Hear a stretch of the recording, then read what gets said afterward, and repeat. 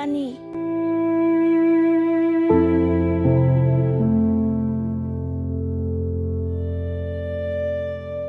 কি হৈছেনো দাদা তোৰ হা তোৰ দাদাৰ কথা ভাবিয়ে পাগলৰ দৰে হৈছো মই সি ঘৰখন ধ্বংস কৰাৰ পথত গৈছে আমি মদ খাবা নাপালে ভাতে নাখাং sang sang আমি আপি sang আপি দেখা পালেহে গিলি বাবা ঐ বন্টি ভাত দে সিহঁত দিনটো এসোপাকে গিলি থাকিব কাৰো বাপেকৰ খাৱা নাই নহয় নিজৰ জীৱনটো শেষ কৰিলি আৰু আমাকো শেষ কৰিলি লাজ নালাগে নিজৰ ভনীৰ হাত উঠাবলে